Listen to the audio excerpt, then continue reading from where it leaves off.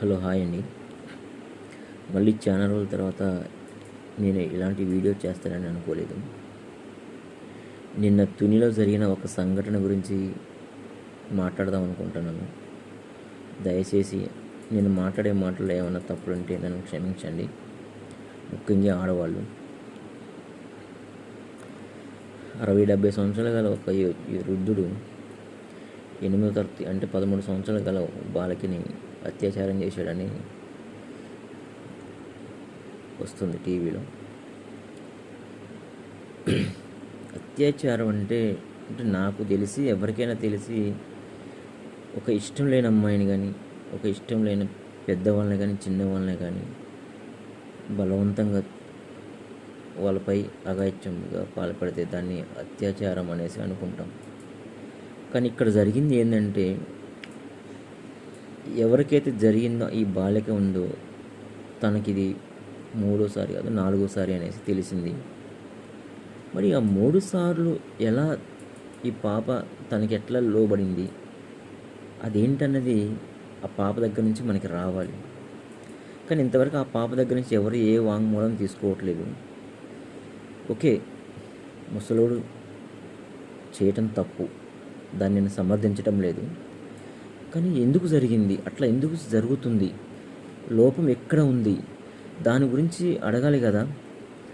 మరి అది ఆ పాప మా తాతయ్య అని చెప్పేసి వెళ్ళటం ఏంటి, వీళ్ళు వాళ్ళ తాత అని చెప్పేసి ఎమ్మటే వెనక ముందు ఆలోచించకుండా వాళ్ళ పేరెంట్స్కి కాల్ చేయకుండా పంపించటం ఏంటి. ఆ పాప మా తాత అని చెప్పటం, ఇంతకుముందు కూడా రావటం 2-3 సార్లు తీసుకెళ్ళటం ద్వారా అక్కడున్న ఆ హాస్టల్ సిబ్బంది పంపించడం జరిగింది. ఎంత చిన్న పాప అయినా ఇప్పుడున్న టైంలో ఎవరో ముక్కు మొహం లేనాడు నావాడని చెప్పేసి కానీ, లేకపోతే ఇటు రామ్మని చేయబట్టుకొని గుంజితే కానీ ఎవరు ఒప్పుకోవటం లేదు. వెళ్ళిపోతున్నారు, ఉరుగుతున్నారు, లేదా ఇంటికి వెళ్ళి ఏడ్చుకుంటా వాళ్ళ అమ్మ వాళ్ళకి కానీ వాళ్ళ ఫ్రెండ్స్ కానీ చెప్తున్నారు. కానీ ఇక్కడ ఈ విషయంలో ఈ పాప ఎందుకు ఇట్లా చేసింది, తాతని చెప్పడం ఏంటి, తాత పిలిచాడని చెప్పేసి వెళ్ళిపోవటం ఏంటి, నా హెల్త్ బాగలేదు, నా హెల్త్ పరంగా మా తాత నాకు తీసుకెళ్ళి నాకు ఇంజెక్షన్ వేపిస్తున్నాడు, ఇంజెక్షన్ వేయించుకొని నేను ఎమ్మటే వస్తాను చెప్పడం ఏంటి. ఇది కొంచెం పాప దగ్గర నుంచి అసలుకి ఏంటి, ఒకవేళ ఆ ముసలోడు ఆ ఒక్క పాపనైనా, లేదు ఇట్లనే ఇంకెంతమందినైనా చేస్తున్నాడా, అదే హాస్టల్లో ఇంకెవరినైనా అట్లనే చేస్తున్నాడా తెలుసుకోవాలి కదా. ఆ పాపని కూడా అడగాలి కదా, పాప దగ్గర వాంగ్మూలం తీసుకోవాలి కదా. కానీ ఎందుకు తీసుకోవట్లేదు, జరిగిపోయింది కదా, కానీ మనకు రిజల్ట్ తెలియాలి కదా, ప్రాబ్లం ఎక్కడి నుంచి ఉంది, ఇలాంటివి మరి ఎందుకు ఇట్లా జరుగుతున్నదని కూడా తెలుసుకోవాలి కదా. మరి తనను పట్టించారు, జరిగింది, కోర్టుకి తీసుకెళ్తాను లేదా మెజిస్ట్రేట్ గారు తీసుకెళ్తున్నారు. ఆ తీసుకెళ్తున్న పోలీసులు ఎంత జాగ్రత్తగా ఉండాలా. ఒక నిందితుడు ఒక్క 13 ఏళ్ల బాలికపై అత్యాచారం చేసిన ఒక్క వృద్ధుడు నీ పోలీసుల చేతిలో నుంచి తప్పించుకొని, నాకు మోషన్ వస్తుంది, యూరిన్ వస్తుందని చెప్పేసి నేను వెళ్తా అని చెప్పేసి మీకు చెప్పి బయటికి వెళ్తున్నప్పుడు మీరు ఎలా పంపిస్తున్నారు. ఆ మాటలు నిజమా కాదా, ఒకవేళ నిజం పంపించాం అలాంటప్పుడు పక్కన ఒక కానిస్టేబుల్ ఇచ్చి పంపించాలి కదా. యూరినే వస్తుంది ఏమో, ఈ టైంలో వాడు వెళ్ళిపోతాడేమో, పారిపోతాడేమో, లేకపోతే ఇంకేదైనా చేసుకుంటాడేమో అని ఆలోచన రావాలి కదా. కానిస్టేబుల్ ఇచ్చి పంపించాలా, లేకపోతే నీ దగ్గర జస్ట్ 4-3 feet కూడా యూరిన్ పాస్ చేయించాలా. ఎక్కడికో పోయేంత వరకు మీరు ఏం చేస్తున్నారు, పోయిన మనిషి వస్తున్నారు అట్లేదని ఎందుకు చూసుకోవట్లేదు. వాడు చెరువులో దూకి పడిపోయి చచ్చిపోయినని చెప్పేసి అంటున్నారు. చావడు, చచ్చేవాడైతే వాడు ఎప్పుడైతే ఆ తోటలో ఆ అమ్మాయిని పట్టుకొని ఒకడు వీడియో తీస్తున్నాడు చూసారా, ఆ వీడియో తీసేటప్పుడు వాడు అక్కడ ఆ వీడియో తీసేటప్పుడే వాడితో వాదన పెట్టుకోవాల్సిన అవసరం లేదు. ఆన్ ది స్పాట్లోనే వాడు వెళ్ళిపోవచ్చు, ఆ పాపని అక్కడ వదిలేసైనా వెళ్ళిపోవచ్చు. కానీ అక్కడ పాప ఏం జరుగుతుంది, ఏం మాట్లాడుతుంది, మా తాత అయినా ఇంటికి తీసుకెళ్తానికి వచ్చాము, మేము ఇంటికి వెళ్తాను, పలానా మా తాత అని చెప్పేసి వానికి ఎదురుగా మాట్లాడుతుంది తప్ప, అప్పటికైనా పాప భయపడి, అప్పటికైనా వాస్తవమైన నన్ను ఇట్లా చేస్తున్నాడు, నన్ను ఇట్లా అంటున్నానని చెప్పేసి అప్పటికైనా పాప నోరు తెరిచి చెప్పలేదు. జరిగిందేదో జరిగిపోయింది, వీడియో వచ్చింది, మాట్లాడుతున్నారు. ఆ పాప తాతతోనే వెళ్ళిపోయింది. ఇంత జరుగుతున్న ఈ టైంలో పోలీసు వాడు ఎందుకు అట్లా ఒంటరిగా వదిలిపెట్టి పంపించాల్సి వచ్చింది? అది నిర్లక్ష్యం. మరి తను చనిపోవడానికి కారణం రీజన్ ఒకటి పోలీసుల దగ్గరనే ఉంది. నాకు తెలిసి ఎవరైనా సపోర్ట్గా పోలీసులకి ఏమన్నా ఇన్ఫర్మేషన్ ఇచ్చి, వీడు కోర్టుకి కాదు, జైలుకి కాదు, జడ్జిమెంట్ కాదు, జడ్జి కాడికి కాదు, మెజిస్ట్రేట్ కాడికి కాదు, ఎక్కడ కాదు, ఇలాంటోడు బతకడం వేస్ట్ అని చెప్పేసి ఏమన్నా ఇన్ఫర్మేషన్ ఇచ్చేసి వాడిని ఎక్కడన్నా చెరువు దగ్గర తీసుకుపోయి వాడిని ఆ చెరువులో పడేసి తోసేయండి, వాడిని చంపేయండి అని చెప్పేసి ఎక్కడి నుంచైనా వాళ్ళకి ఏమైనా వార్త వచ్చిందా? అలా అందుకే అట్లా చేశారా? వాళ్ళ ఫ్యామిలీ మెంబర్స్ కూడా అదే కదా అడుగుతున్నది. ఆయన అట్లా చావడు అని చెప్తున్నారు కదా. పోనీ వాళ్ళ సంతకం కోసం ఇంటికి వచ్చినప్పుడు మరి ఇట్లా సంగతి అండి, మేము ఇట్లా మెజిస్ట్రేట్స్ దగ్గర తీసుకెళ్తుంటే మార్గ మధ్యంలో రోడ్డు దగ్గరికి వచ్చాక, చెరువు దగ్గరికి వచ్చాక నాకు ఒక వాష్రూమ్కి వెళ్తానని చెప్పేసి అంటే మేము అనుకోని స్థితిలో తీసుకెళ్దామని చెప్పేసి అట్లా బయటికి వదిలేమండి. ఆ టైంలో తను మమ్మల్ని తోసేసి చెరువులోకి దూకి సూసైడ్ చేసుకున్నాడు అని ఏదో ఒక మాట చెప్పితే వాళ్ళు ఏమంటున్నారు? వాడు చేసింది తప్పే, వాడు చావాల్సినోడే, చిన్నపిల్లపై అట్లా ఆఘాత్యం చేసినోడు, వాడు తండ్రి అయినా సరే, అన్న అయినా సరే, తమ్ముడైనా సరే, ఎవరైనా సరే అసలు వాడు చావాల్సిందే, వాడు సత్తే మాకు మంచిదే. ఓకే, వాళ్ళ ఇంటికి వచ్చిన నేరానికి వాడు ఇట్లా జరిగిందని చెప్పి వాళ్ళు కూడా హ్యాపీగా ఫీల్ అయ్యేటోలే కదా. మాకు ఎంతసేపు సంతకం కావాలి, మీ సైన్ కావాలి, మీ సంతకం కావాలనేసి అడుగుతున్నారే తప్ప ఇట్లా జరిగితే అక్కడ వాళ్ళు ఏమనట్లేదు కదా.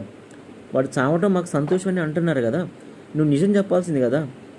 మళ్ళీ ఫోన్ చేసి మళ్ళీ వీళ్ళు అడిగితే మళ్ళీ ఎప్పటికో మార్నింగ్ ఫోన్ చేసి పలానా ఈ 10:30కి 10:40కి చనిపోయినని అంటాం ఏంటి? అందుకే ఇది కంపల్సరీ పోలీసుల దగ్గర జరిగిన మిస్టేకే. వాళ్ళకి ఎవరి ద్వారా ఫోన్ వచ్చేసి వాళ్ళు దీన్ని చంపేయండ్రా అని చెప్పుకుంటే వాళ్ళు ఆ తాత చనిపోడు. ఏదైనా కారణం చెప్పాల్సింది పోలీసులే. ఇదంతా పోలీసుల చేతిలో ఉంది. ఇంకోటి ఏంటంటే, ఇప్పటికైనా ఆ పాపతోని మాట్లాడించండి. ఇందులో జరగటానికి ఏం నష్టం జరిగింది, కానీ ఆ నష్టం ఎందుకు ఏంటి అనేది రేపు ఈ అమ్మాయి ఇచ్చే వాంగ్మూలను బట్టి కూడా రేపు ఉన్న పిల్లగాళ్ళు కూడా కొంచెం భయపడటం కానీ, లేకపోతే రేపు ఇలా అట్నే ఇంకొకటి వచ్చి మా తాత మా బాబాయ్ అని చెప్పేసి పిలిచడానికి వచ్చేటువంటి వాడి దగ్గరకు కూడా పోకుండా ఉంటారు. దయచేసి పాప దగ్గర కూడా వాంగ్మూలం తీసుకోండి, అర్థం చేసుకోండి. జరిగిపోయింది. రేపు మళ్ళీ ఇలాంటి ఇంకా జరగకుండా ఉండటం కోసం పాప దగ్గర వాంగ్మూలం తీసుకోండి. అందుకటి ఇంతవరకు పోలీసులు కూడా ఒక్క మీడియా ముందు కూడా ఒక్క వాంగ్మూలం ఇవ్వట్లేదు. మరి నిజంగానే ఇట్లా జరిగింది, నిజంగానే ఇట్లా అయింది, వాడి దగ్గర తప్పు లేనప్పుడు వాళ్ళు వచ్చి చెప్పొచ్చు కదా. సోషల్ మీడియాలో ఎవరికో ఒకటి చెప్పొచ్చు కదా. వాళ్ళు ఎందుకు చెప్పలేకపోతున్నారు? వాళ్ళు ఎందుకు మాట్లాడలేకపోతున్నారు? మరి ఇంతవరకు వన్ డే గడిచిపోయింది కదా. మరి అది నిజమని చెప్పేసి ఎందుకు డేర్గా వచ్చి మాట్లాడలేదు? అక్కడున్న డిఎస్పీ కానీ, ఎస్ఐ కానీ, సిఐ కానీ ఎందుకు మాట్లాడలేదు?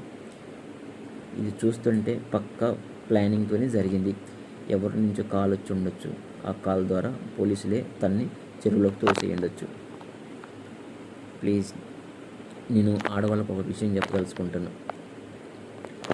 ఈ గర్ల్స్ స్కూల్ హాస్టల్ దగ్గర కానీ, ఉమెన్స్ కాలేజీల దగ్గర కానీ దయచేసి కైండ్ బాక్సులు పెట్టడం తీసేయండి.